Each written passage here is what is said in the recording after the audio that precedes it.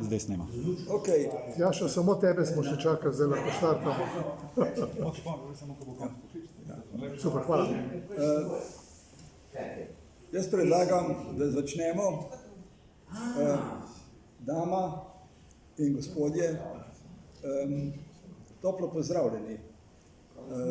Morda je pretopel dan, da bi bili ljudje navdušeni tukaj po dolgem deževju. Naj na začetku povem, da tukaj v tej dvorani smo, ker smo izgubili dvorano TR3. Ampak zdaj ne bomo žalovali. Posebej pozdravljam našega gosta danes, Srečka Zajca. Vsi ste prebrali vabilo, govorili bomo o Afganistanu danes. Toda preden bom predal besedo našemu gostu v današnji pogovor o Afganistanu, si bom vzel nekaj uvodnih minut. Upam, da ne bom predolg. Par dni nazaj sem na Euronews gledal in je bil predstavljen na Euronews Vakan koridor. To je okoli 350 km dolg in od 15 do 65 km širok koridor ozemlje, ki deli Pamir in Hindukuš. Kot eno najbolj osupljivih območij na svetu, ki ga turistični tokovi še niso odkrili, tudi zaradi dolgotrajne vojne. Gre za izjemno oddaljeno in osamljeno dolino na skrajnem severovzhodu Afganistana, ki na severu meji na Tadžikistan, na južni strani pa na Pakistan in Kašmir. Na skrajnem vzhodu pa na Xinjiang, Kitajsko. Do Kašgarja od meje je približno 300 km. Večina koridorja je naravni rezervat. Toda ne glede na to, skozi dolino bo kmalu speljana ena glavnih prometnih žil iz Kitajske v Afganistan. Kot kaže, bodo že kmalu po tej dolini zahrumeli bagerji, ki bodo dolino za zmeraj spremenili in posegli v eno zadnjih nedotaknjenih območij na svetu. Tu živijo še zadnji pravi kirgiški nomadi. Vse to se bo kmalu spremenilo. Z odhodom tujih čet iz Afganistana se ne bo spremenila le ta dolina, glede na strateški položaj Afganistana se bo verjetno spremenilo še marsikaj. O tem nam bo več povedal današnji gost, predtem pa še nekaj besed o Afganistanu. Meje današnjega Afganistana so dediščina Britanskega imperija, predvsem meja med Afganistanom in Pakistanom. Tako imenovana Durandova linija. To je 2640 km meja med Afganistanom in Pakistanom. Sporazum o tej meji je bil podpisan v Rawalpindiju 8.8.1919. Šlo je za razmejitev med Afganistanom in tedanjo Indijo. Britanci so si po 3 vojnah z Afganistanom od začetka 19. stoletja želeli zagotoviti varno mejo. To so dosegli po več porazih in zmagah, odvisno od katerega zornega kota se to gleda. Ta meja pa je presekala območje, kjer živi paštunska etnična skupnost. V preteklosti so jih imenovali Afganistanci. Danes jih živi v Pakistanu 42,5 milijona in v Afganistanu čez 15 milijonov. Torej vsaj 2,5-krat manj paštunov živi v Afganistanu kot v Pakistanu. Toda 15 milijonov paštunov v Afganistanu predstavlja več kot 40% od cirka 33 milijonov prebivalcev. 42,5 milijona paštunov v Pakistanu pa predstavlja le nekaj manj kot 20% celotnega prebivalstva Pakistana. Afganistan ima 652 kvadratnih kilometrov, 33 milijonov prebivalcev. Pakistan pa 882 kvadratnih kilometrov in 217 milijonov prebivalcev. To so najnovejše ocene. V Pakistanu govorijo urdu in angleško, ki sta uradna jezika. Paštu pa ima le status regionalnega jezika. Morate misliti, da je 42 milijonov paštunov. Uradna jezika v Afganistanu sta paštu in dari, afganistanščina, afganistanska perziščina. Afganistan oporeka mejo s Pakistanom. Namreč po njihovi interpretaciji mejo sedaj Pakistan po afganistanski interpretaciji, sicer mejo sedaj Pakistan obdaja z bodečo žico, ker je ta bila, kot dokazuje Afganistan, kolonialno zarisana leta 1893. In Afganistan trdi za 100 let. Ta podpis naj bi veljal 100 let. Pakistan seveda jemlje to mejo za trajno. Poroznost meje, še posebej, ker deli isto etnično skupnost, ki skupno šteje skoraj 60 milijonov ljudi, je omogoča vdora iz ene države v drugo. Kritje daje Talibanom, predvsem pa je pomembna ta meja za izvoz in transport opija. Afganistan ga proizvaja od 80 do 90% na svetu. 45% tega opija gre v svet prek Pakistana, tudi v Evropo. Tako se je Pakistan odločil obdati celotno mejo z zastrašujočo žično ograjo. Ako si te pogledate, to je ograja dvojna, z zemljiščem vmes, s kamerami. Ampak to ni meja ob Sotli, to je 2640 km in stane 500 milijonov ameriških dolarjev. Imela pa bo, oziroma ima, samo 16 uradnih prehodov. Tam je cela zgodba okoli teh prehodov, vendar je... Marja, 2 minute si že zdravniš čas. Rekel sem 5 minut. Meni ne bo treba povedati več. No, naj povem še to, Afganistan je imel... Zanimiv je to. Hvala. Afganistan je imel v svoji zgodovini le malo obdobij miru. Tu so se križali interesi kolonialnih sil, zato se je tu ohranila samo zaščitna zavest, ob katero so trčili vsi, ki so si poskušali Afganistan podrediti.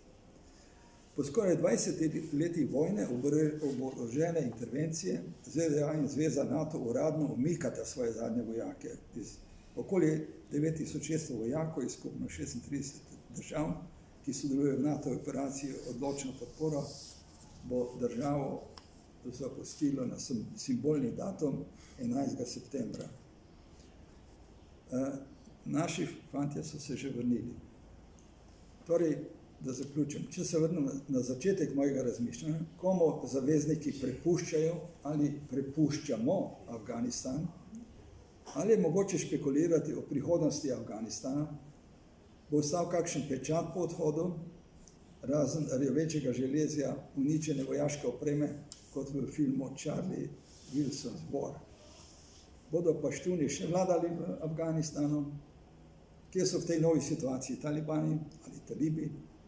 Vprašanj, ki se po umiku in porazu, zdaj poraz sem dal v narekovaje zavezniških sil, postavljajo, je veliko.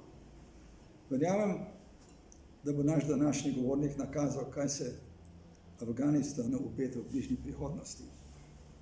Srečka Zajca pozdravljamo v našem društvu ponovno po nekaj letih. Bila je kratka predstavitev. V Afganistanu je preživel precej časa in spoznal tamkajšnje razmere od znotraj. Srečko, beseda je tvoja. Hvala lepa za besedo. No, seveda nisem nek insajderski specialist, ampak imel sem to priložnost in to sem vedno poudaril, da sem hvaležen Ministrstvu za obrambo in takratnemu ministru Karlu Erjavcu, ki je, ko sem pravzaprav prišel neko drugo nalogo predstaviti, največji priročnik za prvo pomoč, ki ga je pripravil dr. Ahčan s 42 zdravniki.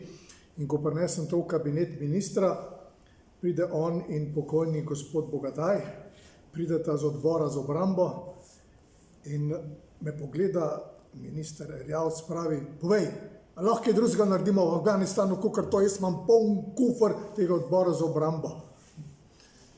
In jaz sem takoj rekel, seveda gremo v PRT. In minister je rekel, tamle je vodja kabineta, pejt in uredta. No in tako se je pravzaprav začela moja avantura, da sem namesto, da bi po zaključku mandata na Rdečem križu Slovenije šel v Islamabad za predstavnika Mednarodne federacije Rdečega križa Rdečega pol meseca, sem se odločil, da ostanem doma in da grem na Ministrstvo za obrambo in se lotim pravzaprav področja, ki je izjemno zanimivo, civilno-vojaškega sodelovanja. V tistem času je bil seveda CIMIK ena od tistih najbolj prodajljivih besed, kakor je danes recimo odpornost.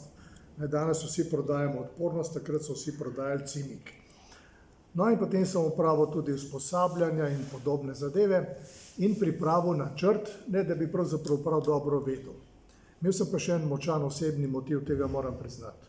Ko sem delal na Rdečem križu, sem seveda veliko časa preživel tudi v Ženevi. In v Ženevo so prišli generalni sekretar in generalne sekretarke z celega sveta. In tam sem spoznal predsednico Rdečega polmeseca, gospo Fatimo Gajlani. Nekateri ste jo morda celo srečali, kajti Američani kasneje so bili tako prijazni, da so jo povabili na obisk v Slovenijo. In je tukaj pravzaprav veliko povedala o Afganistanu in afganistanskih ženskah. No in Fatima je bila pravzaprav, kako se temu reče, Jelko Kacin mudžahedinov v Londonu. V času torej, odpora proti Sovjetom. Vendarle moram reči seveda, da kolikor sem videl, tisto je bilo veliko bolj prijetno gledati Fatimo Gajlani, ki se je poročila z profesorjem Afganistancem Khanom, in sicer je bil profesor na Rhode Islandu in je predaval ekonomijo. In sta se potem, ko je seveda bilo konec 2001 talibanskega režima, sta se oba vrnila in Karzai je seveda njo povabil takrat, da prevzame Rdeči polmesec. On je postal pa minister, ne še takoj, on je postal pa pravzaprav zadolžen za to, da reformira valuto nacionalno Afgani, ki se takrat menjala na 9 različnih kurzov in tako dalje, in on je naredil enotno valuto in seveda obnovil Narodno banko in s tem postavil pravzaprav, bi rekel, neke temelje tega monetarnega sistema v Afganistanu. No, hočem samo reči, ko sva se nazadnjič z Fatimo srečala v Ženevi, mi je ob slovesu rekla, pa glej, da boš kaj naredil za Afganistan. No in tako sem pravzaprav združil dvoje, se pravi delovno mesto na ministrstvu, možnost, ki jo je dal minister Erjavec, da to začnemo. S kolegom Bojanom Pipenbacherjem smo to začela pripravljati. In tako je pravzaprav po poskusu na Kosovu s slovenskim kontingentom to bila pravzaprav prva takšna misija izven, da rečemo, teritorija Balkana in tudi ne v okviru slovenskega kontingenta, ampak pravzaprav v okviru italijanskega kontingenta. Kajti ideja, da bi Slovenija, bili so tudi tako ambiciozni, nekateri so celo predlagali, da se Slovenija sama naredi svoj PRT, takrat so bili PRT še na voljo, niso bili še vsi zasedeni in hvala Bogu se nihče ni odločil za to. Ministrica kasnejša Ljubica tudi ni bila čisto navdušena za to potezo in mislim, da je to pametna poteza. No in tako sem pravzaprav pristal v italijanskem PRT-ju, s tem, da sem nekako 3-krat odpotoval iz Ljubljane do Verone in se vrnil, zato ker nikoli ni bilo vseh papirjev, prej smo govorili o teh cepilnih papirjih in tem, ampak to ni nič nenavadnega. In dolgo časa je trajalo in nihče ni vedel, zakaj ne morem iti. Pridem tja, hočem iti in mi reče, ne, ti pa ne gre z nami. In grem z vso prtljago nazaj. Imel sem pa veliko prtljage, ker sem pel celo pisarno s sabo. Imel sem 4 velike, takrat še te aluminijaste kovčke, nič na kolesih, ampak jih je treba nositi. Pa ni to pomembno. Pomembno je to, da potem nenadoma rečem, se mi jaz sodelujemo z admiralom Folcerjem. In vzamem telefon in pokličem admirala Folcerja in rečem, dragi, povej, zakaj ne morem jaz v Afganistan, če smo že vse uredili. In pravi, čakaj, bom jaz preveril. No, čez 3 dni sem potem dokončno odpotoval in sem potoval tja, $145,000 denarja Ministrstva za zunanje zadeve in Ministrstva za obrambo, ki sem ga imel pravzaprav tako kot pravi tihotapci na sebi. In seveda kot dober državljan in državljan Evropske unije stojim tam v Veroni pred šalterjem in piše, treba prijaviti, če imaš več kot 10,000 evrov. In jaz v težavah in če pesmo, kaj če to prijaviti, in če prijavim, bojo vsi, ki tukaj stojijo, vedeli, da vam jaz ta denar, nič sem rekel, tvegam. No, in naša pot z Italijani je bila takšna, se pravi, iz enega od italijanskih letališč v Aldafro, na vojaško letališče, in potem tam zjutraj z letalom, transportnim C-130, čez, se pravi, čez Perzijski zaliv, čez Iran in v Herat. No, in seveda kasneje sem zvedel, kaj je bil problem. Namreč Italijani so morali sprejeti z Arabskimi Emirati aneks dogovoru, ki so ga imeli, tehničnemu sporazumu, da bodo z njimi potovali še ne drugi ljudje, da ne bodo samo Italijani. No, ampak takrat niti nismo vedeli, ampak s tem, ko smo pravzaprav poskušali to pot, smo odprli pot kasneje tudi vsem slovenskim vojakom, da so namesto, da bi tedne potovali okrog čez Uzbekistan, so pravzaprav potovali tudi iz Italijane preko Aldafre. In torej, Aldafra je v Arabskih Emirati, Abu Dhabi. No, in tako da je, bi rekel, hočem sam povedati nekaj, da ni vedno načrt tisti, ki pripelje do rezultata. Ampak da je pogosto pravzaprav tudi naključja so tista, ali pa ko človek pravzaprav hoče nek cilj doseči, da aktivno poskuša cilj doseči in potem se tudi kaj zgodi. Seveda, mene nekako poznajo potem, da nisem najbolj ubogljiv uradnik. Če je treba kaj doseči, potem dosežeš, pa drugi dobijo nagrado, ampak pomembno je, da to narediš. No in ko sem prvič letel nad Afganistanom, gledam skozi okno tega C-130 in rečem, wow, zima, sneg je. In bolj ko gledam, pa rečem, pa to ni čisto sneg, to je tak bolj rjavka sneg. Na kar sem seveda dojel, da je to puščava. In potem nenadoma zagledam v tej puščavi še nekaj. Wow, rečem, to so pa hiše. In potem vidi tudi majhne ljudi in živali in tako dalje. Skratka, in velike sledi vode, ki je ob deževju tekla tam, pa je ni bilo več. To je bil pravzaprav moj prvi pogled na Afganistan. Seveda sem prej poskušal prebrati vse, kar se je dalo v Afganistanu, literature, tudi to, bi rekel, zgodovinski del in tako dalje. In ko sem prišel na letališče, sem se moral javiti slovenskemu kontingentu in poveljnik slovenskega kontingenta me gleda in jaz gledam njega in pravi, ja, kdo pa si ti? Jaz rekel, jaz sem pa civilni strokovnjak, ki sem prišel samo v PRT, pa vi to veste, ne? Pojma nimamo. Sem rekel, ampak nekaj... Provincial Reconstruction Team. To so bile enote, ki so, v bistvu inštitucije, ustanovljene po pokrajinah, preko katerih ne bi se pravzaprav razvoj Afganistana, predvsem bi rekel tega upravnega dela in pa tudi infrastrukture nekako razvijal. In ti PRT so bili zelo različni. Vsakdo je imel neko posebnost. Zanimivost italijanskega je bila, da je bil popolnoma vojaški. Jaz sem bil edini civilist in nekaj predstavnikov ameriškega konzulata, s katerimi pa Italijani niso govorili, ker so bili ti Američani vsi CIA. Jaz sem pa imel vsak dan zajtrk z njimi, ker z njimi so bile zanimive zgodbe. Veliko sem zvedel o drugih delih Afganistana, ker so se selili preko vsega Afganistana. No, in sem potem temu poveljniku slovenskega kontingenta rekel, glej, poveljnik, tamle imaš neke predale. 4 predalniki imajo že nekaj napisano. Na tistega, ki pa nič ne piše, pa napiš gor Srečko Zajec, PRT Herat, in kar ne boste vedeli, kam paše, dajte tja noter. No, in sem rekel, ampak drugo, kar me bolj zanima, imate blagajno? Pravi, zakaj blagajno? Jaz sem rekel, da končno deponiram 152,000 državnega denarja. dolarjev. Ne. Wow, je rekel. Ne. In tako me je počakalo. No in tako sem prišel v italijanski PRT, kjer tudi niso vedeli, kaj početi z mano. Ampak ker sem bil najstarejši pravzaprav od vseh in so rekli, v redu, ti boš naš senior advisor. In tako sem postal senior advisor italijanskega PRT-ja. Kolegi v Ljubljani so pa rekli takoj, čez en teden naredi program za 3 leta.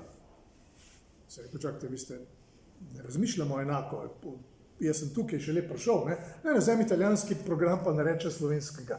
Jaz odgovorim, ja, in pogledam, Italijani so gradili šole, gradili so kanalizacije, imeli so na voljo 7 milijonov evrov, ne, jaz sem sicer imel 152 tisoč dolarjev, ne, in potem jaz seveda malo žaljen odgovorim, da pravzaprav bojo morali pa že malo počakati, da se tukaj pravzaprav znajdem in da, in tako sva s kolegom kar za dolga leta prekinila, bi rekel, da je zelo dober odnos, ampak tako je to prišlo do tega. No, skratka, da kar ugotovim, italijanski kolegi so bili zelo prijazni, so me seznanili z vsem, kar se je dalo, z vsemi dokumenti, da kar ugotovim, da za Afganistan pravzaprav obstaja ogromno vsega, razen miru. In sicer je obstajala, to bi vam tudi pokazal, obstajala ena zanimiva knjiga, tako rekoč knjiga, ki se je reklo Razvojni načrt. In Afganistan je imel razvojno strategijo. Ta razvojna strategija je dokument, kakršnega zlepa ne najdemo na tem svetu. To je tako popoln dokument, da mislim, da bi nekaj doktorjev znanosti morali doktorirati iz takšnega dokumenta. Kdo je to napisal? To so napisali tuji strokovnjaki, ki so prišli v Afganistan z področja razvojne pomoči in so afganistanski vladi napisali res dokument, po katerem bi se moral vsak zglasovati. To so dodali Afganistanci, seveda. Že po kraticah človek vidi pravzaprav, da je to biblična razsežnost. In potem pravzaprav inštitucije, ki so vključene. In potem je tisto, kar je zelo pomembno, ta dokument ima vizijo. Ta vizija ni samo kaj, ta vizija tudi do kdaj. In ta vizija, sem se pravzaprav rekel, wow, jaz prihajam z Evropske unije, z države Evropske unije, nikoli videl takšnega dokumenta, čeprav sem veliko dokumentov videl, ampak tako popolnega, tako dodelanega pa nikoli nisem videl. In jaz sem rekel, ok, tole bomo mi uresničili, ISAF bo to vse naredil in to bo zdaj Afganistan, bo najbolj cvetoča dežela daleč naokoli. Ampak to ni bilo vse. Ni bilo še konc tem. Ne? Tudi analiza je bila izvrstna. Če si hotel kaj izvedeti o Afganistanu, si šel to in si bral. In si izvedel veliko o Afganistanu. Potem so pa iz tega so razvili pa tudi pokrajinske razvojne strategije.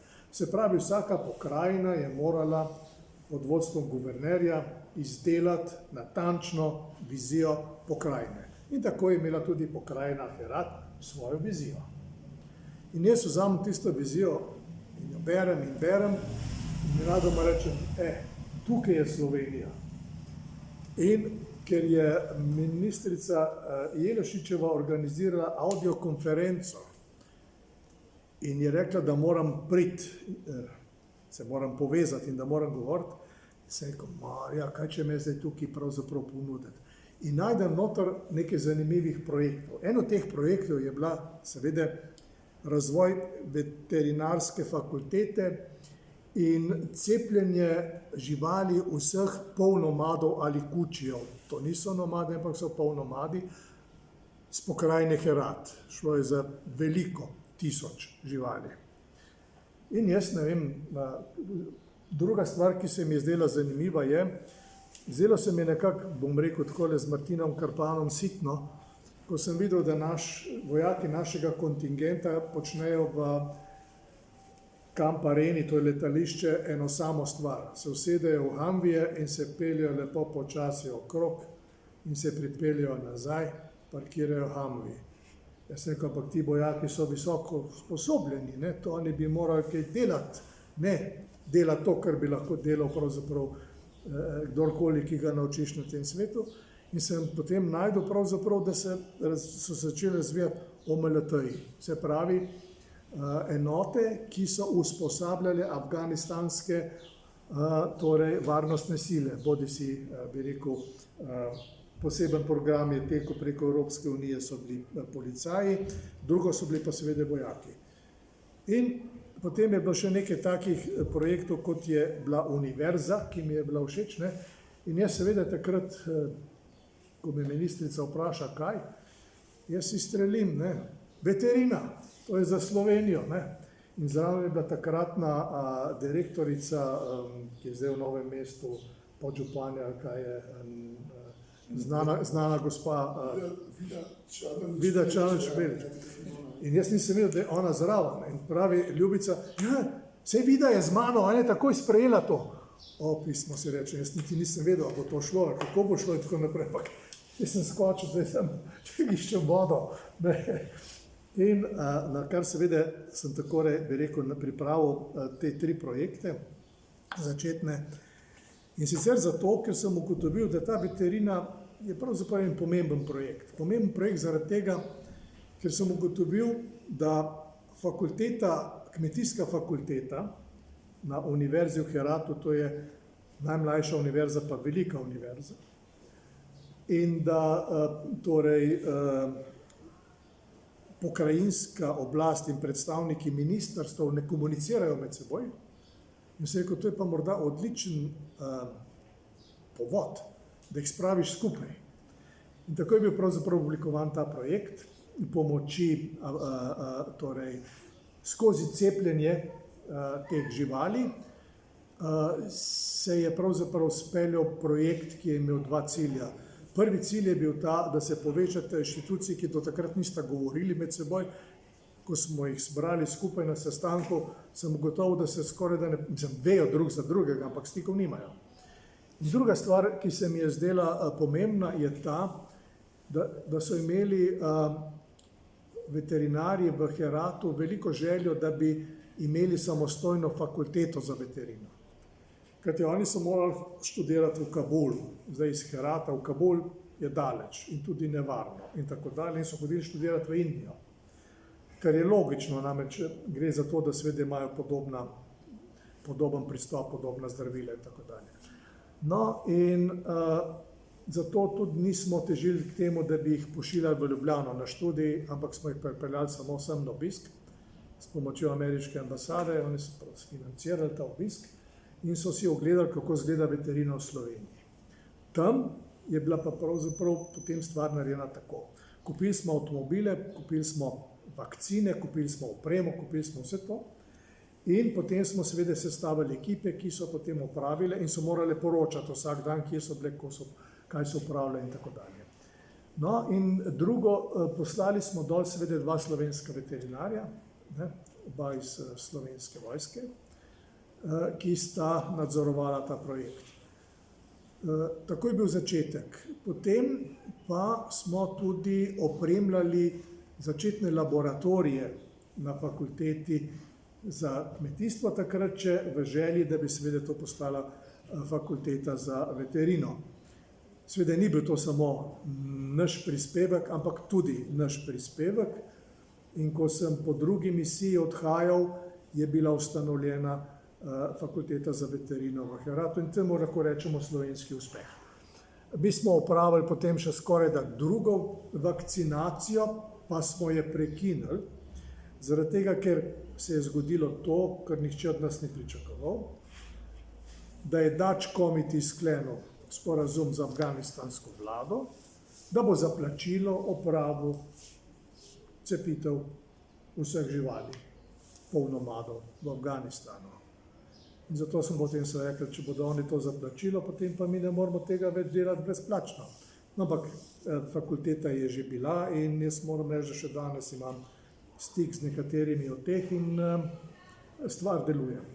Univerza je bila pa zame pomembna zaradi tega, ker je vsako leto več deklet kandidiralo na tak sprejemnih izpitih, kot je bilo tisto prej, in se je število torej deklet, ki so študirale, povečevalo. In sploh je bila tam ena imenitna skupina inženirk, s katerimi smo v PRT-ju našli dober stik in smo jim poskušali pomagati, čeprav ideje njihove so bile včasih neuresničljive. Ampak nič za to. Ena od njih je doktorirala v Kanadi, je dr. Roja Mahbub. Dr. Roja Mahbub je v bistvu strokovnjakinja za software in hardware in je naredila nevladno organizacijo in dobila celo vrsto nagrad. Zakaj govorim o njej? NATO je hotel torej afganistanske univerze opremiti z satelitskimi krožniki, da bi imeli internet. In meni so dali nalogo, da to pripravim v Heratu. Imel sem pa enega velikega nasprotnika, to so bili Italijani, kar mi ni bilo jasno, zakaj in kako. Ampak Evropska unija je zagotovila $500 000, za kateri je skrbel IOM v Heratu. In tam je bila ena izjemna gospa, Enira Krdžalić, po imenu in priimku, ugotovite, od kje je, torej iz Bosne, ki je delala v IOM-u in z njo smo naredila načrt. In jaz sem pripravil Afganistance, ki so bili v začetku jezni name, da so pravzaprav sami pripravili kompleten projekt. Torej do zadnje vtičnice na univerzi, kako bodo pravzaprav speljali internet, bilo je dovolj denarja za vse to. Na poti je bil že krožnik iz Bruslja, poseben satelitski. In jaz sem poskušal prepričati italijanskega konzula in poveljnika PRT-ja, da za božjo voljo ne Italija sklene ta dogovor. In oni ga niso sklenili. Zaradi tega, ker so se ves čas jih skrbelo, ja, kdo bo pa pol skrbel za to? In jaz sem rekel, se bodo Slovenci še prišli za mano tukaj, ne? In druge pomoči ni bilo, nisem dobil tega, bil sem zelo slabe volje, na koncu tudi jaz ocene nisem dobil od poveljnika PRT-ja, pa je ne pogrešam.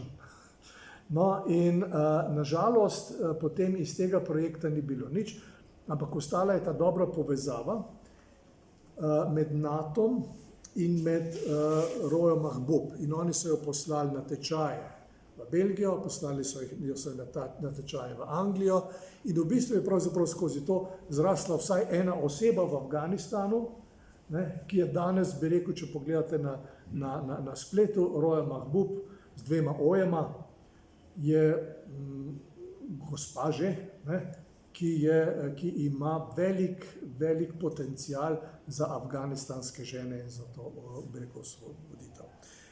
Jaz zakaj to govorim? Zaradi tega, ker hočem povedati, da res se je stopnja pismenosti dvignila na 54% tam nekje danes.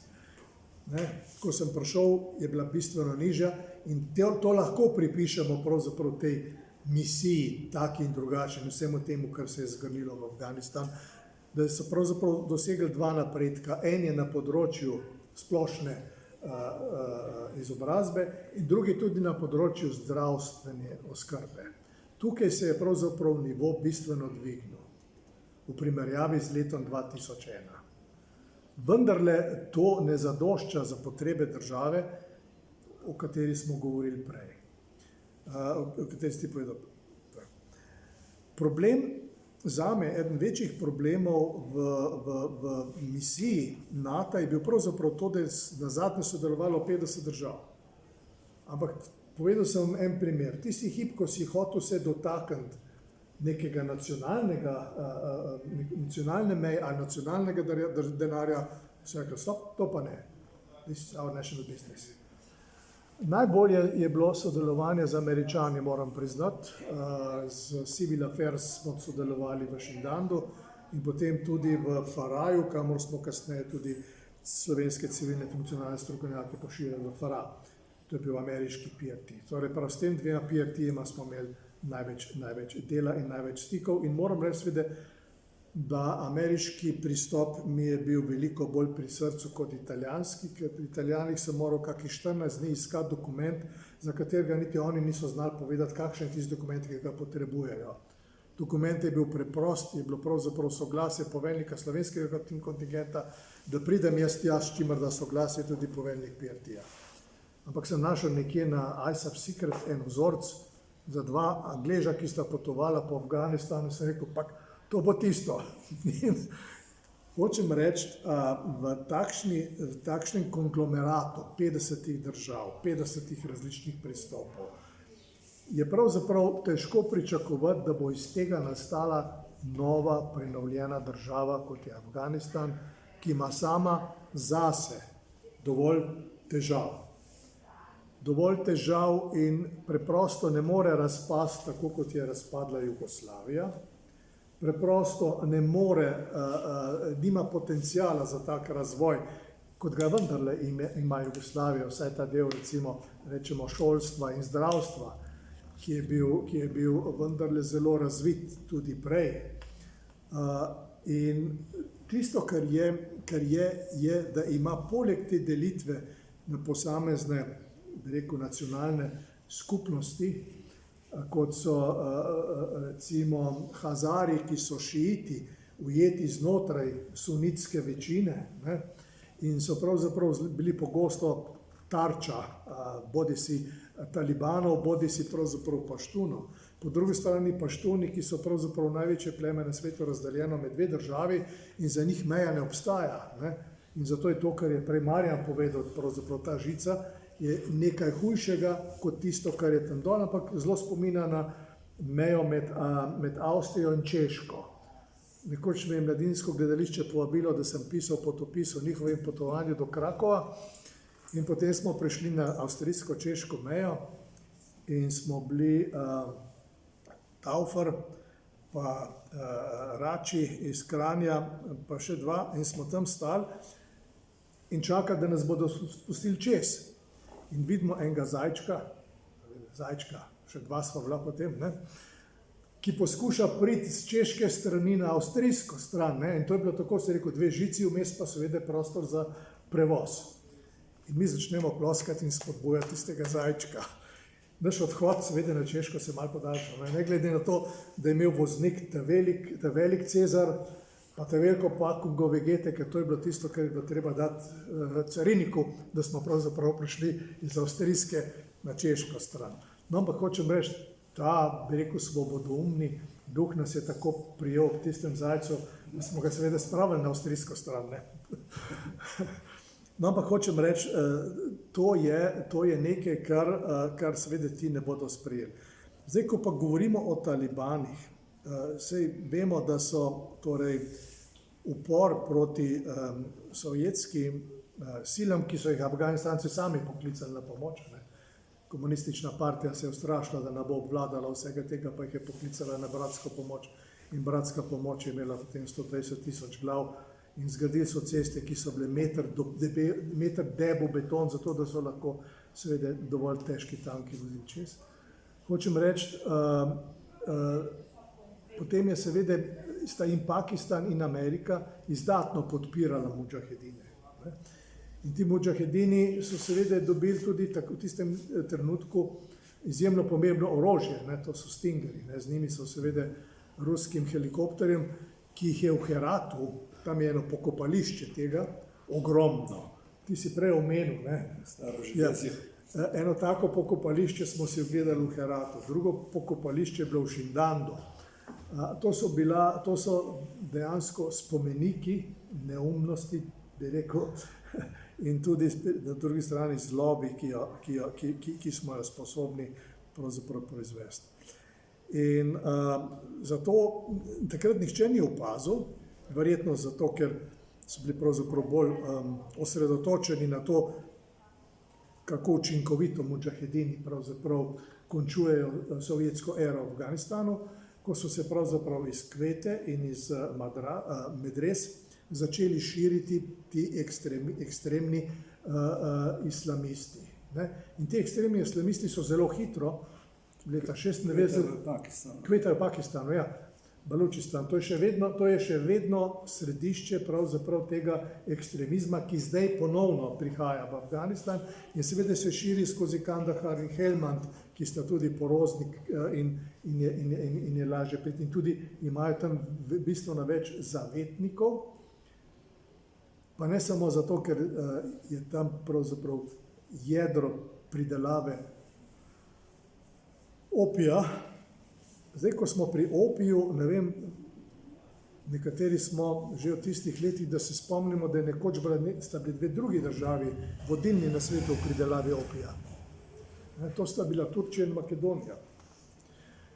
In Turčija in Makedonija sta predstavljali pravzaprav, bi rekel, glavni vir takratnega pridelave makove paste.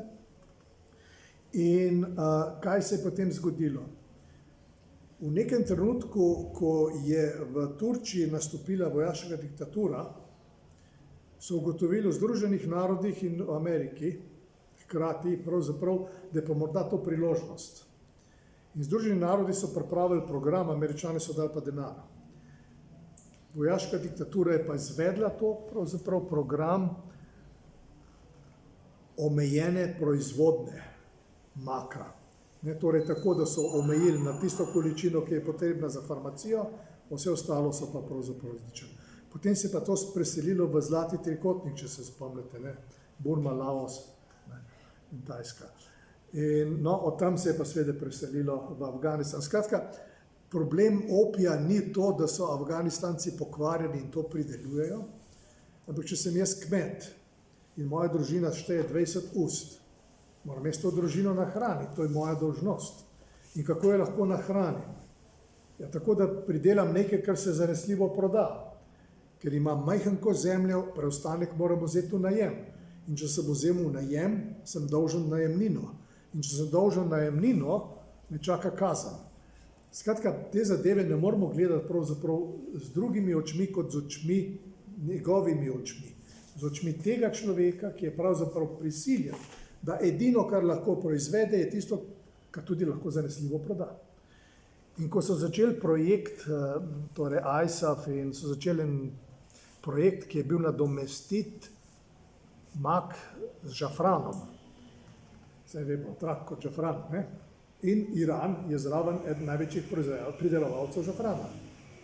In potem so začeli veliko akcijo, mi bomo zdaj to vse spremenili, ljudje bodo podpisali, dobili bojo čebulice, dobili bojo gnojila, po 3 letih bojo imeli polno letino, tam so ženske, ki to oplevajo, tam so otroci, ki imajo mehne ročice, to lahko poberejo, mi bomo to peljali v Iran in evo ti ga na Afganistan bo zrasel na žafrano. Ampak gledajte, oni so imeli začetek, niso pa imeli konca. Namreč obdelava žafranovih pestičev je tako kot v farmaciji, brez mikrobov. Mora biti popolnoma čisto, sicer se ti pestiči, potem ko jih midva kupa v trgovini, so že vsi plesnili. In potem se jaz vprašam na eni taki konferenci, rečem pa, gledajte, a vi mislite, da bo Iran kar pristal na to? Jaz sem rekel, zakaj? Jaz sem rekel, če bi bil jaz Iran, jaz ne bi pristal, da vi jih meni pripeljate, pa jaz to pravzaprav pripravim, podate pa vi na trg in mi ceno zbijate na svetovnem trgu. Ne vem, če je to najboljša rešitev. No, in ljudje so se potem seveda vračali, pa ne zaradi mene, ampak zaradi tega, ker so ugotovili, da je to bolje k maku ponovno. Zdaj, tudi če ga požgeš, si dosegel samo to, da je dolg tega kmeta zrastel, pa čisto nič drugega. Ker vsako drogo na tem svetu nadomesti druga droga. Nikoli se pravzaprav ne konča. Torej, projekt mora biti tak podoben temu, kot so naredili za Turčijo in to. Drugo, kar je, da je bila to država, v kateri je, ker so pridelali, to je bil vrt, rajski vrt, kjer so pridelali praktično sadje za izvoz, za vse. Moram reči, da najbolj slastne rozine so dejansko tukaj prav iz tega konca, iz Herata, to so take majhne, zlate rozine. Potem je to področje, kjer so praktično skupaj z Iranom razvili rožno olje. Rožno olje je seveda osnova za parfume. In jaz sem potem spraševal, zakaj ne greste spet v to, zakaj ne bi delali to. Tukaj so avtohtone pistacije, ki niso velike, so majhne, ampak so boljšega okusa. In tako dalje, in tako dalje. Skratka, tukaj bi bilo za nekoga, kot je recimo, ki se ukvarja z poljedelstvom, pridelovanjem, je to dejansko raj. Kaj ti? pod zemljo je voda. In zdaj, ko govorimo o vodi, predno gremo na referendum, ker mislim, da bi bilo prav, da gremo na referendum, moram povedati to zgodbo. Afganistanci so skozi stoletja razvijali izjemen sistem namakanja. To so kanali, ki jih imenujejo karizi. Kariz se začne v gorah. Prvi vir vode je v gorah in potem to vodo peljejo po kanalih, ki so pogosto bili tudi pokriti, peljejo do vasi. V vasi je nekaj pomembnih bož. Ena seveda vaški starešina, druga je mula, tretja je pa vodar. Se pravi tisti, ki določa, kdo v nekem terminu dobi vodo. In potem je družina dobila recimo pravico, to noč je voda tvoja. In so tam zaprli dovod vode in so to vodo zlili potem po svojih poljih. In naslednji. Skratka, tako kot so imeli pri nas pašne skupnosti, so imeli tam seveda, bi rekel, vodne skupnosti, da so potem distribuirali to vodo. Zdaj, ali so imeli kakšne druge vmes dogovore, pa tega pa ne vem. No, in potem so pa Sovjeti, da bi pravzaprav omejili vire mudžahedinov, ki so bili tako kot talibani v gorah, so jim zaminirali mnoge teh stoletnih virov voda. In teh virov se ni dalo obnoviti. Voda je našla drugo pot, torej tam ni bilo več. Ampak praviloma v podzemlju je voda na različni višini. Recimo tukaj v Heratu je bilo nekako na 15 metrih, v Faraju so pa lahko skopali v to pesek, praktično bazen, naredili stopnice in so imeli vodo. Tam je bila voda tako rekoč tik pod površjem in zato je bil Farad pravzaprav tudi prepreden in eden od pomembnih projektov tam je bil seveda projekt torej toplih gred in rastlinjakov in tako dalje. Jaz moram reči, da ena stvar me je ves čas zanimala, glede na to, da je mama prijateljice Fatime Gajlani bila sestra zadnjega kralja Zahir Šaha. Me je seveda zanimalo, zakaj se je odpovedal pravzaprav prestolu. Kajti Američani so rekli, da ne bo kralja. In on je potem dejansko abdiciral, ko je prišel iz azila v Italijo. On je bil v Italiji v azilu in ko je prišel, je seveda odstopil. Meni se je pa vendarle, čeprav nisem po srcu rojalist, ampak ko gledaš pravzaprav so to pisanost Afganistana in ko veš, da so pravzaprav kralje zbrali na veliki skupščini na Loja Džirgi, se pa pravzaprav vprašaš, ali ne bi bil to suveren. Kajti Afganistan, ljudje, ki živijo tam, živijo v skupnosti, ki potrebuje suverena, ki potrebuje starešino in tako živijo. In tak način življenja bi morali pravzaprav omogočiti in pustiti. Tako da se mi zdi, da je bil to en velik primanjkljaj, ki ga je povzročila mednarodna skupnost, da ne rečem čisto konkretno kdo. In da seveda potem z vso muko speljane volitve, demokratične in tako dalje, pri 110 strankah, kar je normalno pri tako veliki državi, da 110 strank tekmuje torej, tako na pokrajinskim, ker so pokrajinske volitve, tako na državne. Da pa vendarle, bi rekel, prej so vsi prepoznavali suverena, zdaj pa suverena ni. Ashraf Ghani je sicer predsednik, ima 2 podpredsednika, ampak to ni suveren. In jaz sem si zelo želel, da bi tako kot na Kosovu, torej misija ISAF ostala ta, ki je potem za njo prišla. Namreč v okolju, kot je Kosovo ali v okolju, kot je Afganistan še bolj, je se pravzaprav mednarodna misija je kot kontrolne palice v reaktorju. Ves čas poskuša pravzaprav zadrževati reakcijo, da ne pride do Černobila. In kakorkoli to stane mednarodno skupnost, pa vendarle je ta vložek smiseln. Če pridemo pravzaprav bolj k ISAF-u, bi rekel to, da so dokaj pozno ugotovili, da je treba usposabljati afganistanske varnostne in obrambne sile. To se je začelo šele leta 2007. 2001 do 2007 je bilo 6 let. 6 let je bilo izgubljenih. Da je seveda potem bilo hitro to izpeljano.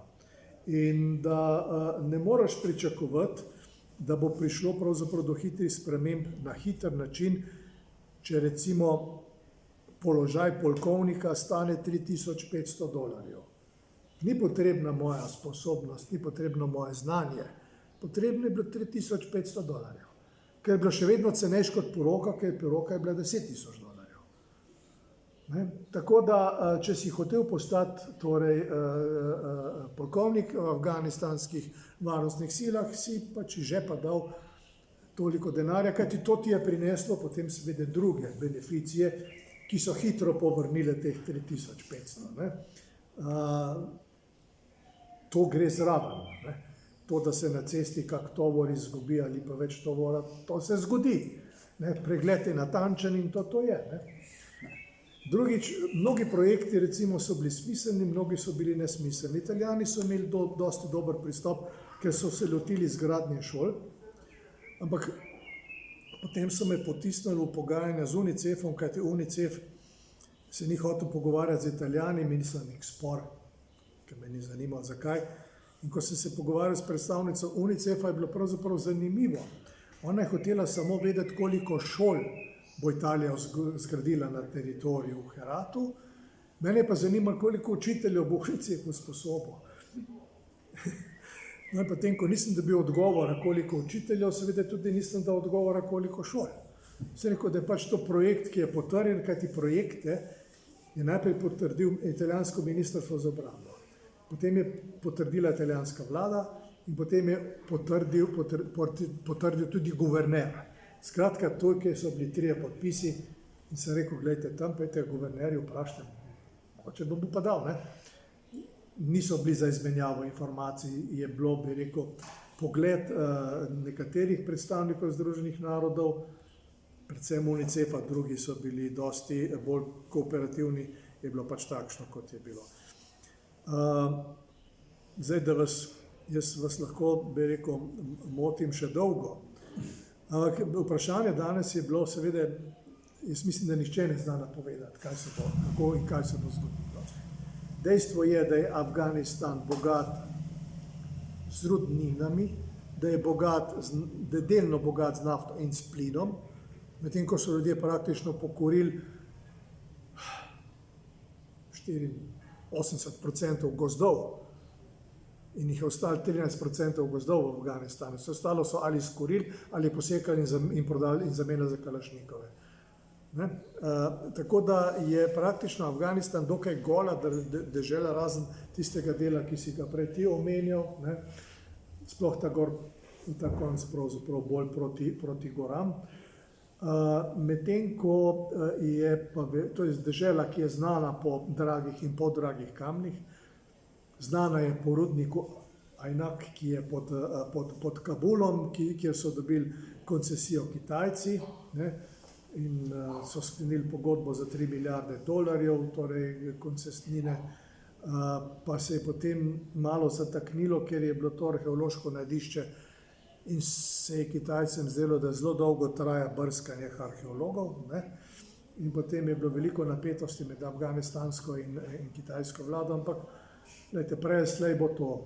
Prej ali slej bo prišla firma, ki bo seveda iz podzemlja potegnila tisto, kar bo potegnila.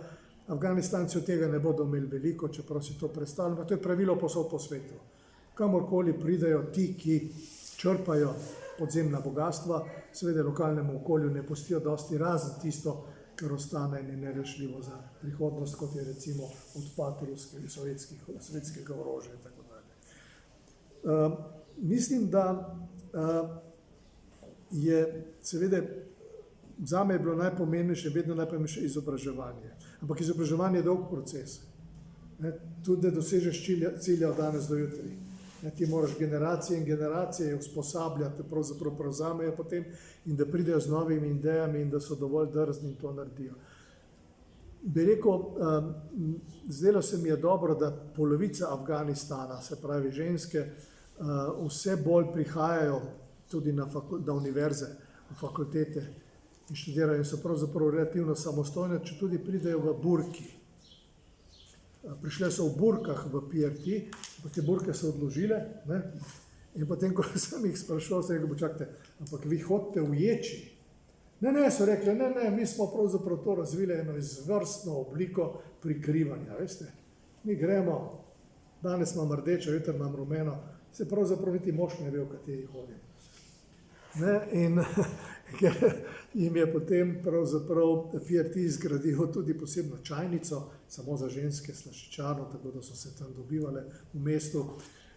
Skratka, razložila so mi, da tudi pogled na burko je drugačen lahko. Ne? Ga moraš pogledati iz burke ven, ne samo v burko. Tako da, in pa seveda je bilo, sem srečal precej žensk, katerih možje so jih podpirali. Seveda gre se večinoma za izobražence, ki so jih podpirali pri njihovem udejstvovanju v javnem življenju. In tudi javna tožilka v Heratu je bila ženska in je seveda naredila veliko za to. Evropska unija je zgradila sodelovanje z Italijani nov zapor. V Afganistanu zapor izgleda tako, da gresta seveda mati in otrok v zapor. In tako ima potem seveda zapor svoj otroški oddelek in materinski oddelek. In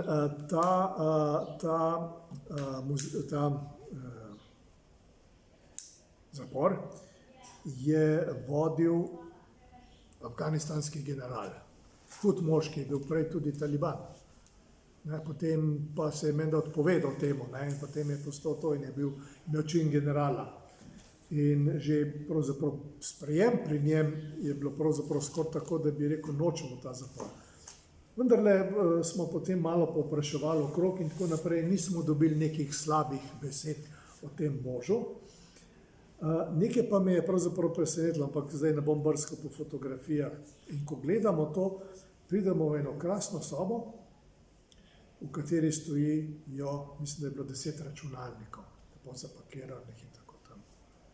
In jaz stojim in gledam se rekel, wow, to pa je popoln projekt, tega so v Bruslu potrdili. Ja, zakaj to sprašuješ?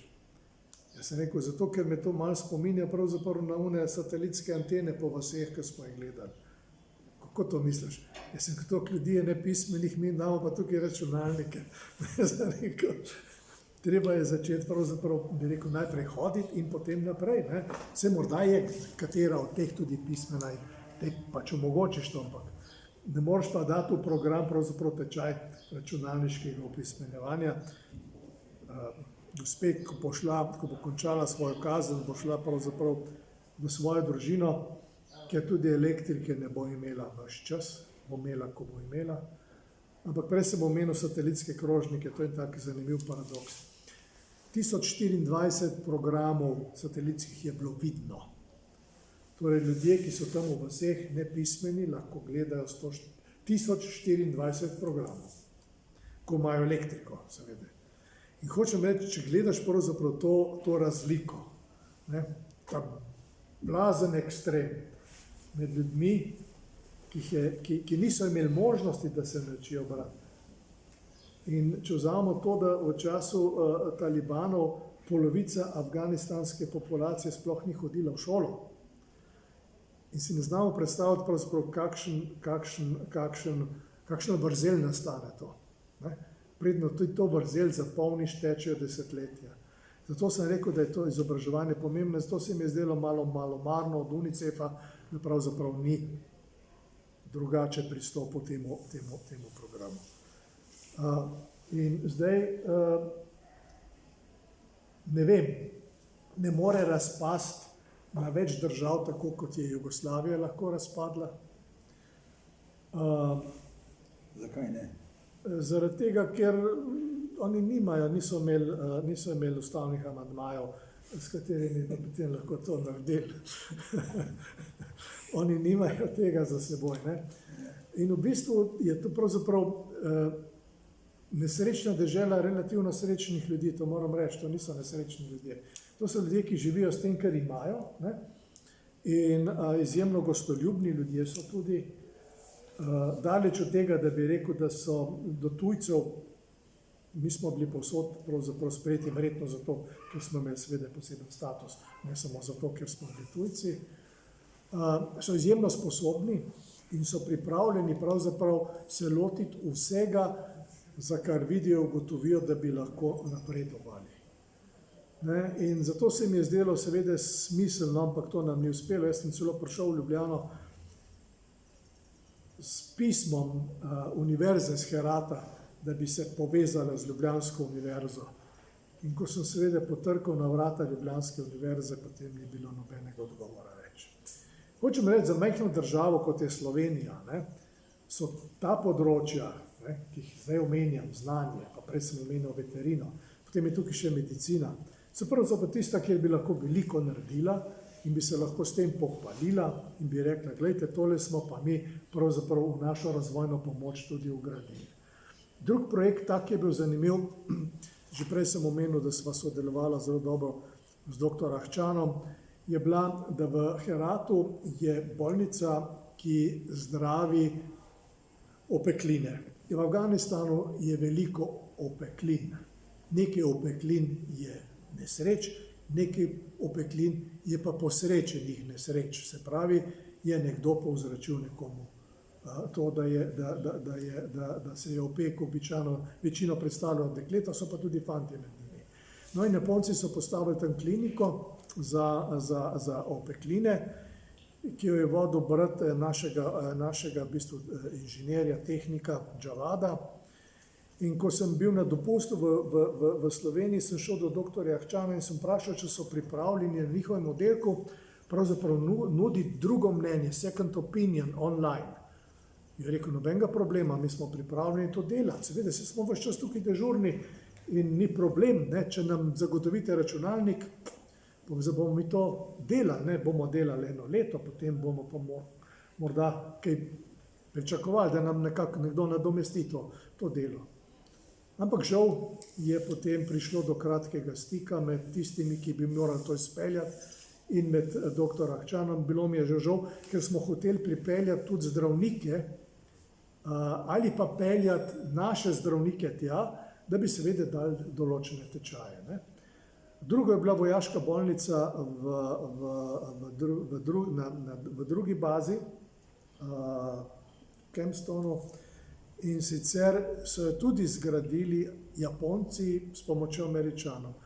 In z našim kirurgom sva poskušala prepričati pravzaprav Slovenijo, ne, da začne pošiljati tja svoje specialiste, kirurge, ortopede, na 14-dnevne tečaje, dajo tečaj in pridejo nazaj.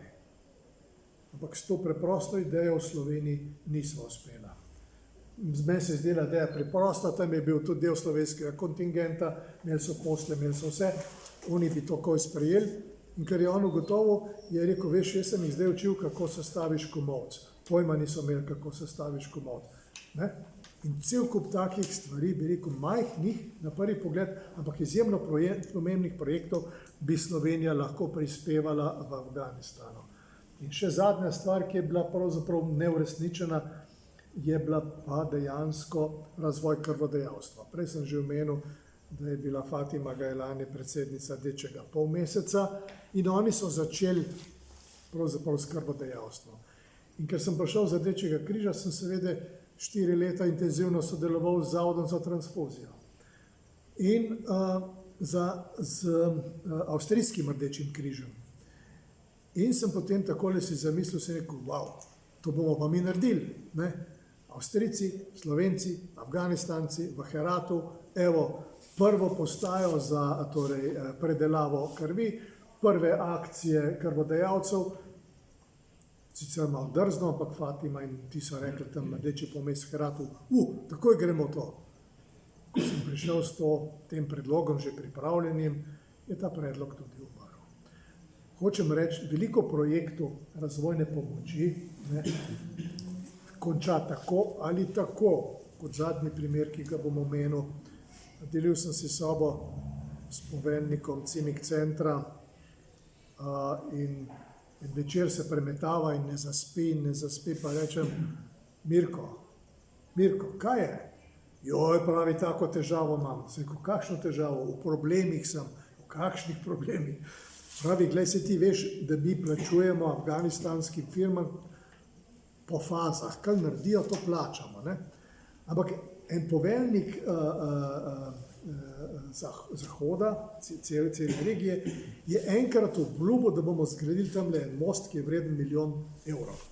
Ja in? Zdaj ta most delamo, veš, ja in? Mi smo plačali že 60%, 70%, narejen je pa komaj 40%. Ja in kaj? Ja, oni zdaj ne delajo, če ne bojo dobili še naprej denarja. Jaz sem rekel, vse v redu, ampak včeraj smo imeli bankirje tukaj na obisku, sem rekel, torej bančni sistem v Afganistanu deluje. Je pravi, kako misliš, ja tako? Povabili bomo bankirje, povabili bomo to firmo, rekli bomo takole, mi smo tukaj garant, ko bo stvar končala, boste vi dobili vrnjen kredit. Če zdate pa kredit, da oni naredijo do konca. To je bilo vse lepo in prav. V zadnji je bil drug problem. Temu mostu se je reklo Bridge to Nowhere. Namreč ta most je imel z ene strani cesto, na drugi strani je imel pokrajino. Torej nekdo si je zaželil most, prišel je z idejo k poveljniku zahodnega poveljstva, on je seveda rekel, ja, mi bomo to naredili in to je to. Ampak da bi rekel ta ilustracija še bolj očitna. Japonci so bili zelo pridni pri razvojni pomoči in so tam zgradili srednjo šolo, ki ni imela ne učencev, ne učiteljev. Bila je pa lepa. Hočem reči, vsa ta silna pomoč, ki je prihajala v Afganistan, je le malo te pomoči dejansko tudi končalo. Mnoge objekte so si prilastili. V Afganistanu seveda obstajajo in tukaj v Heratu smo mi živeli v poslopjih, ki so bili last Ismaila Kana. Ismail Kan je bil najmočnejši mož zahodnega Afganistana, potem tudi minister za energetiko se je pripeljal oba daljnovoda, se pravi enega iz Turkmenistana, drugega pa iz Irana do Herata. Ampak hkrati je bil lastnik marsičesa. Med drugim je imel stalno 350 vojakov. Ti vojaki so stražili naš PRT. Ta PRT je bil njegova lastnina in zato je dobil €1 milijon, torej najemnine na leto od Italijanov. In tako je stvar tekla naprej. V kleti tega PRT-ja so njegovi nečaki prodajali afganistanske stvari. Oni so prodajali seveda tam dol preproge in tako dalje. In ne moram vam povedati, koliko preprog je potovalo v vojaških kovčkih iz Afganistana. In moj prijatelj Karim, s katerim smo imeli vsak petek zajtrke, je bil specialist. On je imel razkožila in on je znal največjo preprogo zložiti na najmanjši paket. Glejte, jaz mislim, da ni prav, da jaz sem bil takrat pravzaprav malo žalosten, da je ISAF na tak način končal to operacijo. Zato sem rekel, ker so stvari na tem svetu, ki jih preprosto ne moreš končati, zato ker se ne končajo na tak način. Žal mi je za vse, kar se bo do zdaj dogajalo v Afganistanu, interesi so veliki, tako Kitajci tako potujejo po eni strani do Perzijskega zaliva, gradijo železniške proge in bodo tam seveda tudi, so tam tudi, bi rekel, pridobili koncesije za pristanišča. Po drugi strani jih seveda zanima afganistanska rudna bogatstva. Infrastruktura ni bog ve kaj, del ruralnega prebivalstva je še vedno zelo velik. Energetsko so, bi rekel, slabo oskrbljeni. Na reki Hari Rud leta in leta gradijo jez, ki se imenuje Salmadam, in tako tistega jeza je bilo veliko mrtvih, veliko spopadov. Gradijo ga Indijci s svojimi sredstvi, ampak stvar ne gre tako hitro, kot si je nekdo zamislil v začetku. Torej, razvojna pomoč bodi si €1000 ali milijone evrov, običajno pravzaprav ne doseže v celoti svojega cilja, to je eno. Drugo, ali je bil vojaški cilj dosežen? Kaj pa je bil vojaški cilj? Vojaški cilj je bil zavarovati afganistansko vlado, začasno vlado in potem seveda vlado, ki jo je po volitvah vodil Karzaj. In kot vemo, se je potem pravzaprav ta misija ISAF, ki se je nekako začela seveda s Tora Boro in z koalicijo vojnih, da bi zadelo Osamo bin Ladna, pa so potem morali malo odložiti ta zadetek, kar za nekaj let,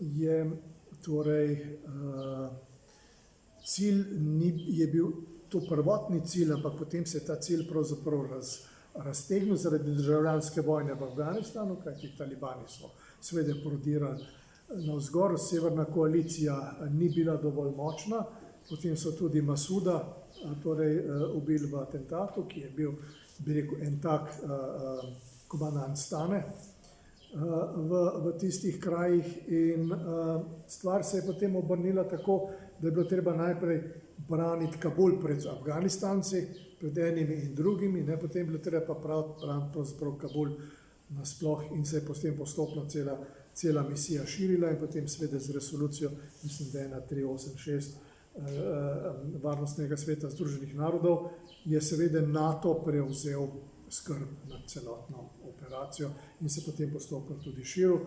Ampak veste, vsaka država v NATO močnejša je dobila določeno nalogo. Eni so dobili, recimo Nemci so dobili sodno oblast, da jo postavljajo. Ampak oni so bili skoncentrirani na en del Afganistana. V Afganistanu so v nekem trenutku bile 4 sodne oblasti. Paštuni imajo svoj tradicionalni paštunvali, imeli so šeriatsko pravo, potem nekateri so hoteli razvijati anglosaksonski pravni red, nekateri pa seveda centralnoevropski. In če mene pravzaprav preganjajo 4 različni pravni redi, ne bom spoštoval nobenega. Tako da je to nekaj, kar potem, ko pogledaš pravzaprav malo z ptičje perspektive, malo pa pravzaprav z žabje perspektive, ugotoviš, da nič ni tako, kot se zdi. Vse ima pravzaprav svojo dobro in svojo slabo stran. Nič na tem svetu nima samo dobre in samo slabe. Želimo si samo seveda, da bi bilo te dobre strani več in da bi bila močnejša od slabe. Ja. Veš, je kako vprašanje morda? Mirna duše.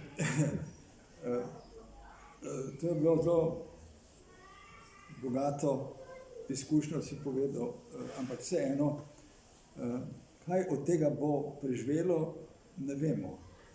Razlike so tako velike znotraj Afganistana, da verjetno bojo neke stvari se vrnile v tisto tradicijo, ki tradicionalno, ko bi rekel, obliko, kot je nekoč bila, mislim, struktura lokalne oblasti in drugih stvari.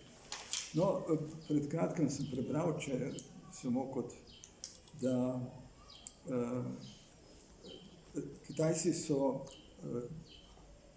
saj tako je v medijih pisalo,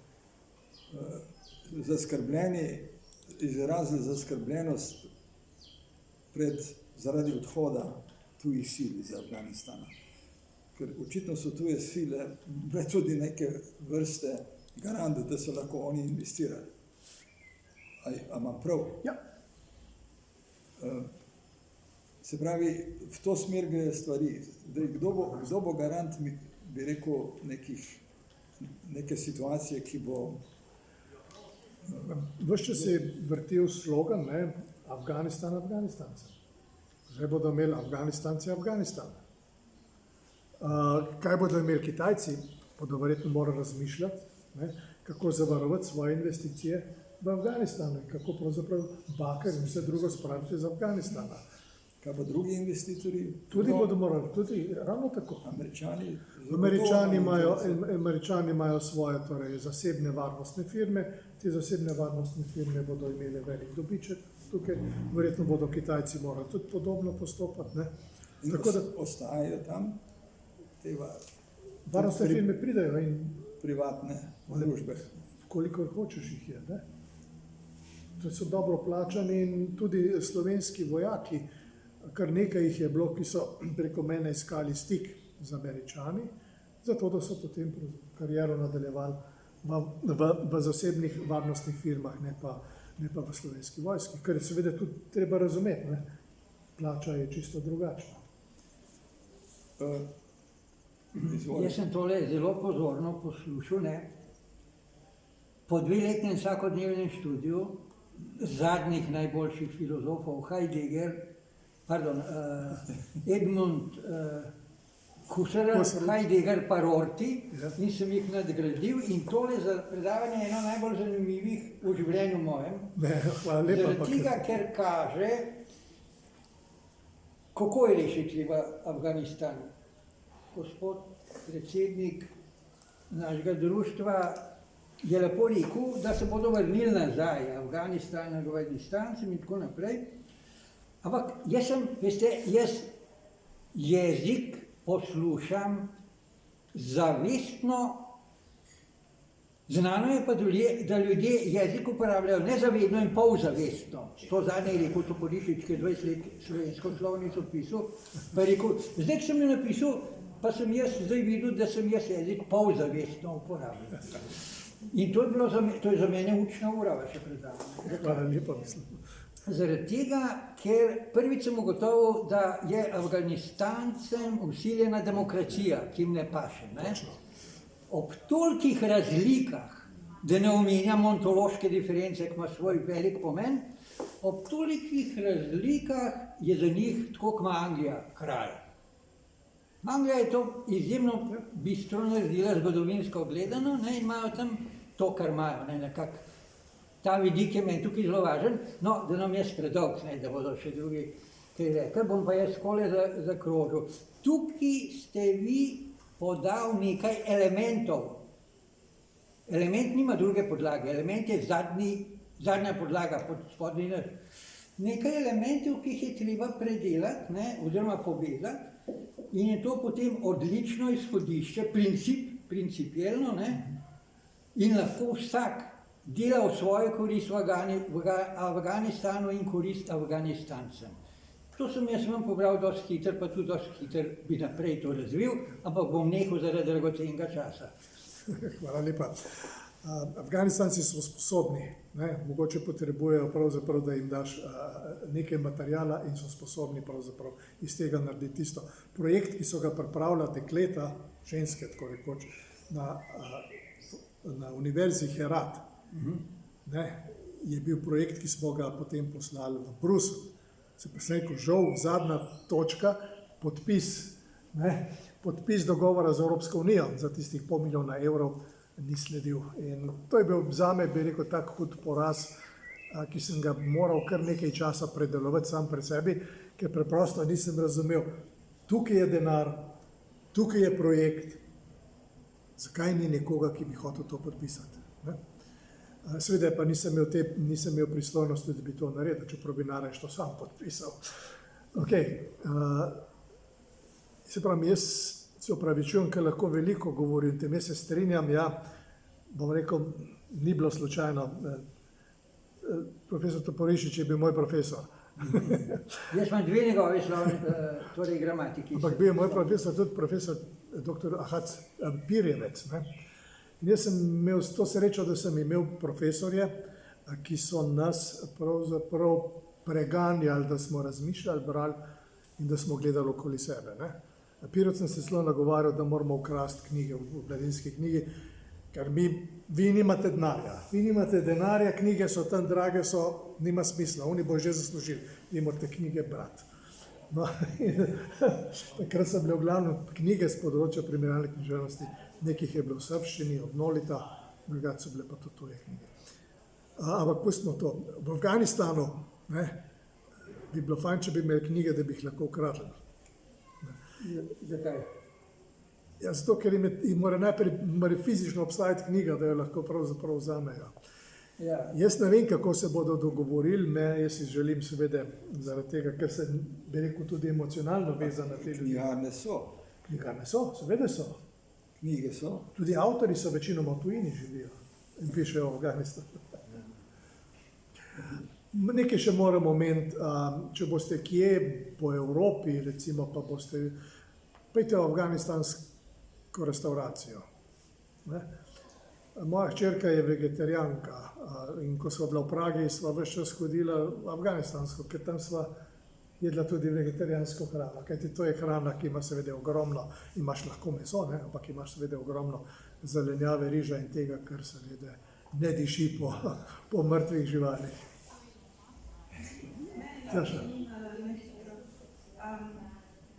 Zanima me predvsem, kaj je potem zdaj sploh še ostal nek interes velesil in pa tudi sosednjih držav v Afganistanu? A je samo še OPI? Za Kitajsko ste malo povedali, ja, razumem, da ima Kitajci svoje plane, ampak kaj pa za ostale velesile, pa za sosede, predvsem sosednjih držav? Zdaj, Pakistan gleda to bolj, bi rekel, geostrateško. Ne? Se pravi, ta pritisk paštunov je treba nekako sprostiti, najlažje ga sprostiš čez mejo. Ne? Nima smisla, da eksplodira v Pakistanu, tam eksplodira vse drugega. Ne? In potem pravzaprav njihov interes je bil ves čas in so tudi podpirali talibane. Prej mudžahedine, potem pa tudi talibane. Tako da je afganistanska vlada ves čas pravzaprav obtožuje Pakistan, da je ne samo izvor, ampak da je tudi financer tega. Ne? Drugo je, Uzbeki imajo seveda svoje, bi rekel, ekstremistične skupine, ne, ki imajo tudi neko svojo agendo. Potem seveda Iran ima svojo agendo, ne, ampak Iran ne nastopa agresivno, ampak nastopa drugače, ne, že skozi Farsi oziroma Dari, ne, skozi to kulturno povezavo, skozi vse to. In skozi poskus, da bi zgradili železniško povezavo med Heratom in med Iranom, ki tudi še ni končana.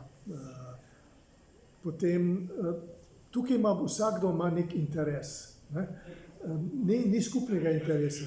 Tukaj ni nekaj, kar bi rekla, ok, svet si pa želi, da ta Afganistan končno pravzaprav se postavi na svoje noge, pa ne traja tudi 20 let, ampak to bo šlo tako, kot piše v tej imenitni knjigi, ki sem jo omenil, ne, v tem razvojnem načrtu.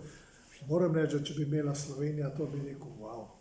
Ne, Samo poročite, tam sem bil zelo pozoren, pa se nisem oglasil. Ne more element tujine si lastiti element Afganistana. Nemogoče, to iz filozofije sem vam pobral. Absolutno. In to sem si sam napisal danes definicijo. En element si ne sme lastiti drugega. Pa če gremo od Heraklita, ogenj si ne more lastiti zemlje ali pa vode. Ja.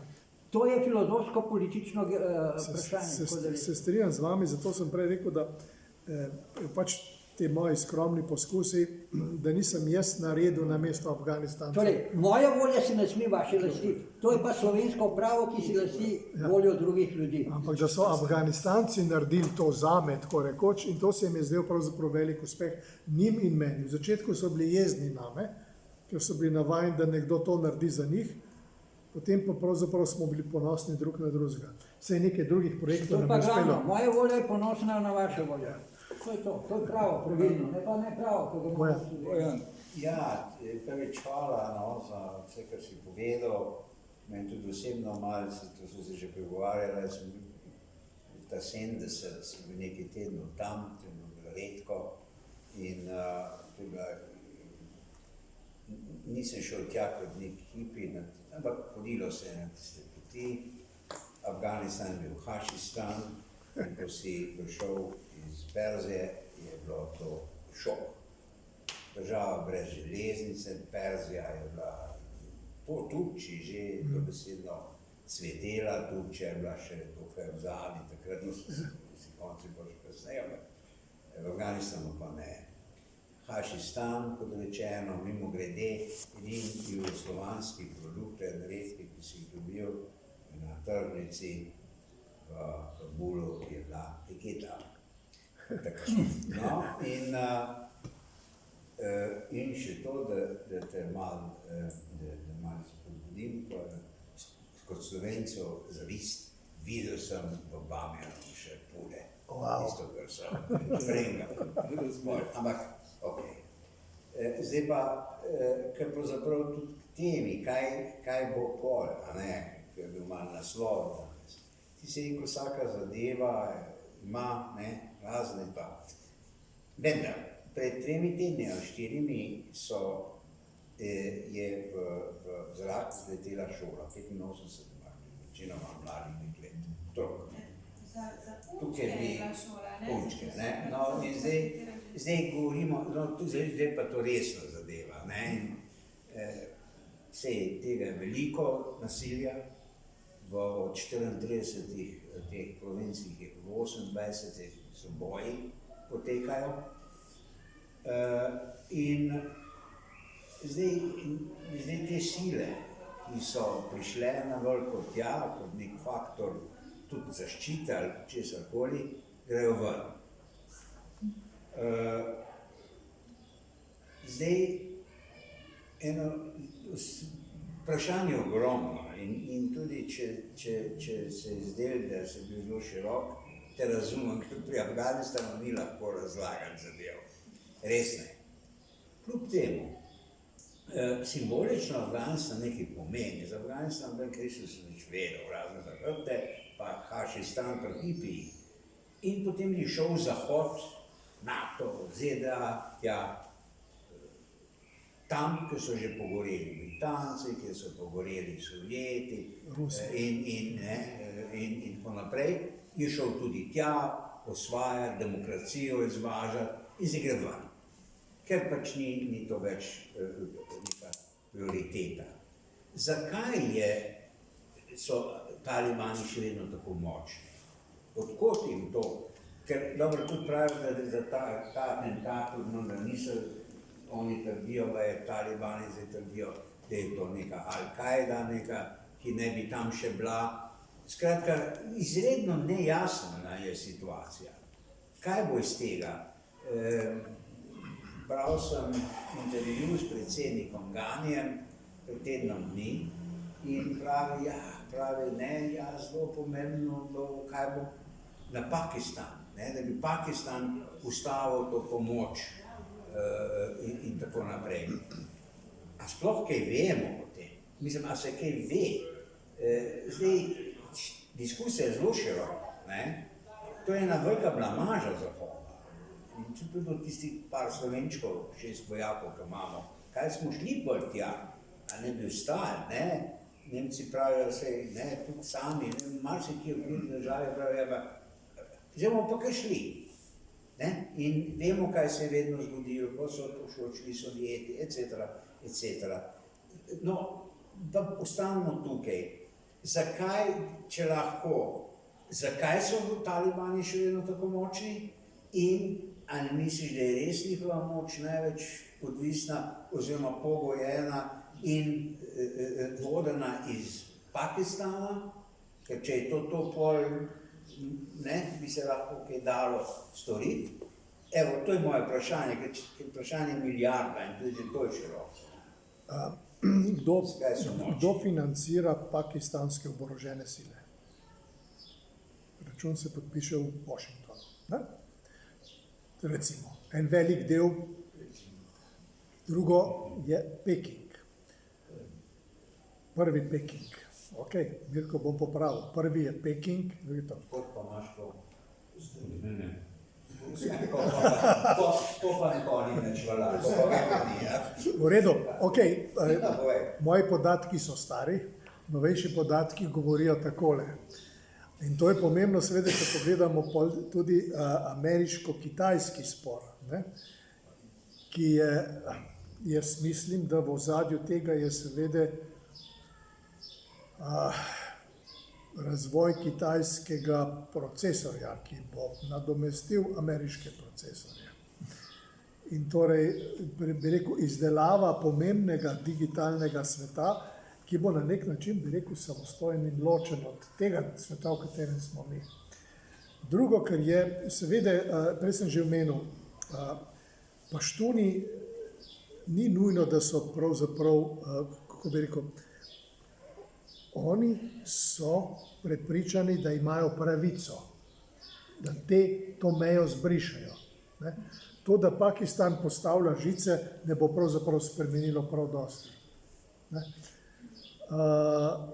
Drugo, kar je, da seveda si jemljajo to pravico, prepričani, da seveda oni imajo pravico imeti Afganistan, in da jim tukaj nedvomno Pakistan pomaga že s tem, če jih ne ovira, jim pravzaprav pomaga. S tem, da pač njihov sedež je v Kveti.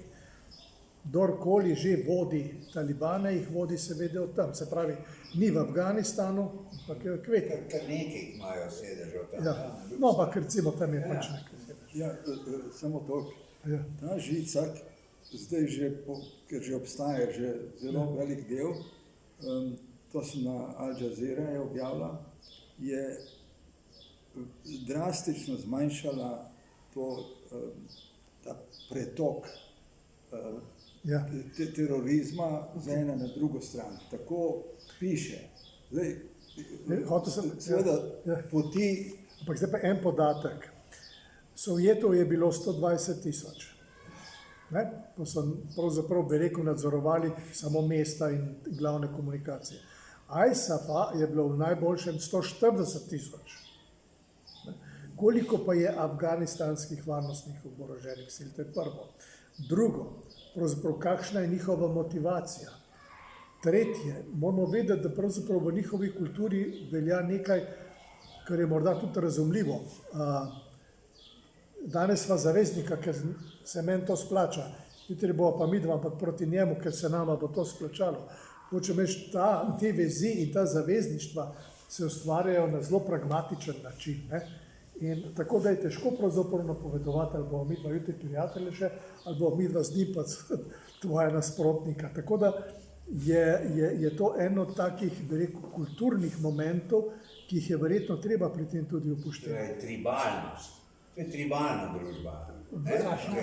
Tribalna, tribus, to so plemena. Ampak, glej, plemensko je Bojan, to, ne. glej, Videla vedno. jaz se pravzaprav zanašam na pogled, ki mi ga je dala Fatima in njeni, ki so študirali v tistih 60-ih letih, 70-ih letih, ko si tiša, in takrat so bili prepričani, da pravzaprav da gre Afganistan po poti zahodnega sveta, da se modernizira in tako naprej. In veliko je bilo narejenega za to. Potem je pa šla pa seveda, in človek se mora pravzaprav vprašati, kaj vera pravzaprav povzroči. Vera svojo temo prežene svetlobo, čeprav je tista svetloba oddaljena. In problem je, da vera sicer na nek način obstaja kot lepilo družbe, hkrati je pa pravzaprav to tudi črna cunja čez oči. In to je problem tudi tam. Ne? Torej, kdo je moralna avtoriteta, komu pravzaprav zaupam, koga sprejmem, kdo je moj kralj. Ki ga ni več, tisto podarek je bil zelo interesant. Ja, ta vrzel se je meni zdela ves čas, ne zaradi te osebne povezave in tako naprej, ampak vrzel se mi je zdela ves čas pravzaprav izjemno pomembna, ko sem se pogovarjal z različnimi pripadniki, se pravi s Tadžiki, z Uzbeki, z Hazari, s Paštuni, ne? Ko sem bil pravzaprav pri guvernerjih, ki so bili bivši talibani, ne? In tega nihče ni skrival. To so bili pač ljudje, ki so imeli svojo zgodovino. Tako kot mi je bilo pravzaprav zanimivo, ker pri nas se je že takrat pravzaprav začelo to znova delitev, ne, kdo je bil kje. Medtem ko tam, ne, pa pravzaprav to ni predstavljalo nobene ovire.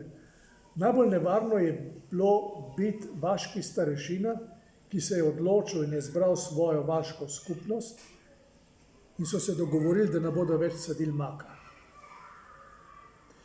Torej, dva primera sta bila v Šindandu in v Faraju, ko so 14 dni po sestanku, ko je bilo določeno, so to osebo, ki je bil dejansko spoštovanja vreden mož, so ga ubili.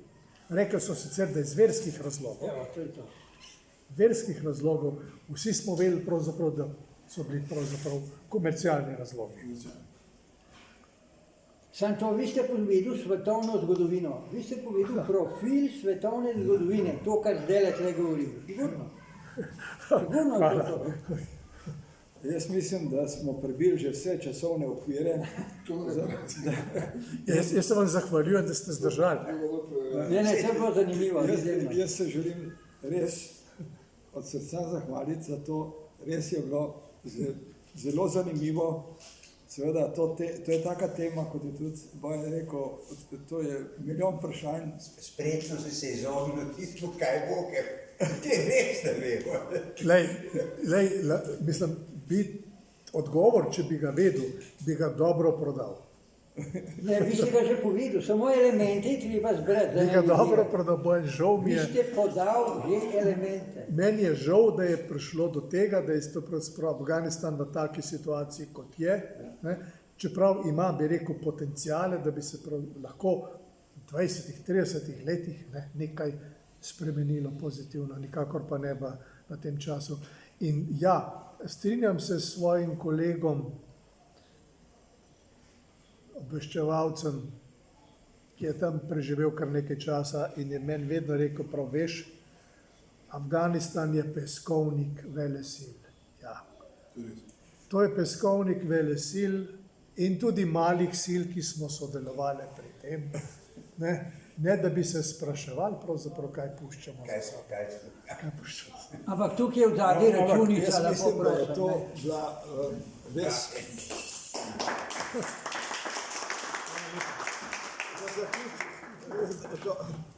To je bilo odlično. Profil svetovne zgodovine.